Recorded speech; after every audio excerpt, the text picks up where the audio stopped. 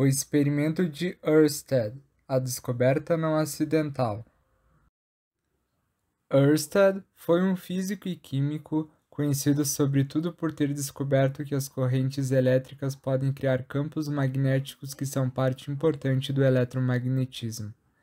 As suas descobertas moldaram a filosofia pós-kantiana e os avanços da ciência durante o final do século XIX.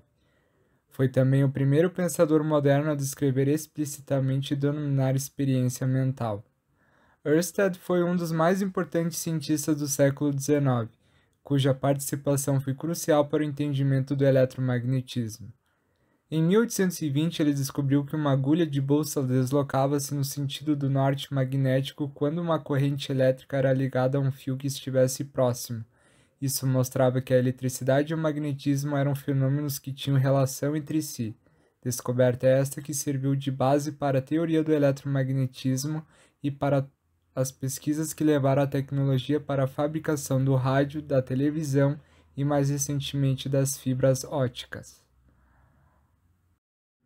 No artigo que escreve para a Enciclopédia de Edinburgh em 1827, utilizando a terceira pessoa do singular para se referir a si mesmo, Ørsted faz uma breve histórico dos acontecimentos relacionados à sua famosa descoberta, negando o acaso e seu papel depreciativo em seus experimentos.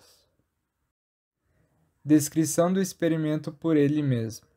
O plano da primeira experiência consistia em fazer a corrente de um pequeno aparelho galvânico de frascos comumente usado em suas conferências passar através de um fio de platina muito fino, colocado sobre uma bússola coberta com vidro.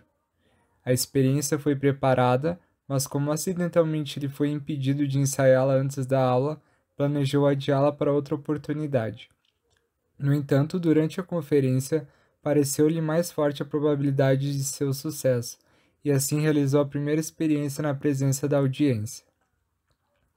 A agulha magnética, embora fechada em uma caixa, foi perturbada, mas como o efeito era muito fraco e deveria parecer muito irregular, antes da descoberta de sua lei, a experiência não impressionou fortemente o público.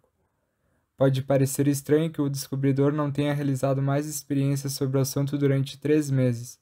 Ele próprio acha difícil concebê-lo, mas pode ter levado postergar suas pesquisas até uma época mais conveniente, pela extrema fraqueza e confusão dos fenômenos na primeira experiência, pela lembrança de numerosos erros cometidos nesse assunto por filósofos anteriores, e porque tal assunto tem o direito de ser tratado com atenção e cuidado. No mês de julho de 1820, ele novamente retomou a experiência, utilizando um aparelho galvânico muito mais poderoso. O sucesso foi agora evidente. Embora os efeitos fossem ainda fracos nas primeiras repetições do experimento, pois empregou apenas fios muito finos, supondo que o efeito magnético não ocorreria quando a corrente galvânica não produzisse calor e luz. Mas logo descobriu que os condutores de um diâmetro maior proporcionam um maior efeito, e então descobriu por experiências continuadas durante alguns dias a lei fundamental do eletromagnetismo, a saber, que o efeito magnético da corrente elétrica tem um movimento circular em torno dela.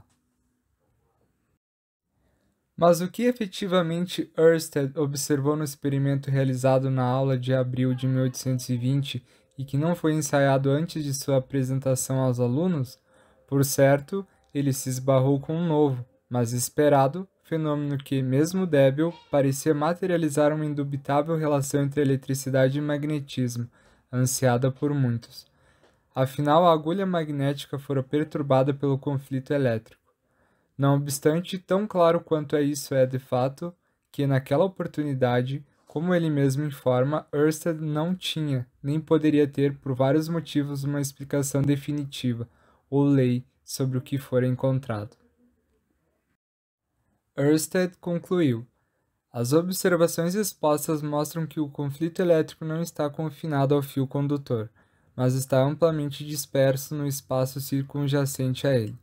Também se pode concluir das observações que esse conflito age por rotações, pois parece que essa é a condição sem a qual não se pode compreender que a mesma parte do fio de conexão, colocado abaixo do polo magnético, leve para o leste, e colocado acima dele o mova para o oeste, pois tal é a natureza da rotação, que movimentos em partes opostas possuem direções opostas. A trajetória de estudos que leva Ørsted à lei fundamental do eletromagnetismo ilustra o profícuo e indispensável diálogo entre as convicções teóricas do investigador e a evidência experimental. É nesse processo dinâmico do teste de hipóteses que se reformulam conceitos e se vislumbram novos caminhos e resultados. A experiência exploratória é parte integrante da estruturação de conhecimentos, e dela Ørsted se vale amplamente. Ilustração do experimento. Ao ligar o fio a uma pilha, uma corrente elétrica será estabelecida. Então, a agulha da bússola vai tender a assumir uma direção ortogonal à direção do fio, acompanhando um campo do fio. Essa deflexão pode ser para um lado ou outro do fio, dependendo da direção em que está fluindo a corrente elétrica. Abordagem em sala de aula. Para a compreensão de como a corrente elétrica é uma fonte de campo magnético, essa disciplina encarada por muitos alunos como difícil, pode ser facilitada por demonstrações dos conceitos teóricos e podem ser de grande valia para a compreensão real de situações e problemas de eletromagnetismo. Para realizar a demonstração, podemos realizar o próprio experimento com os alunos. Dicas de materiais para realizar o experimento: imã, 2 copos, um lápis, uma agulha de costura, uma linha de costura, uma pilha e 30 cm de fio elétrico com pontas descascadas. O imã deve ser esfregado sobre a agulha várias vezes, sempre na mesma direção e sentido, para que assim ocorra a imantação ou magnetização da agulha.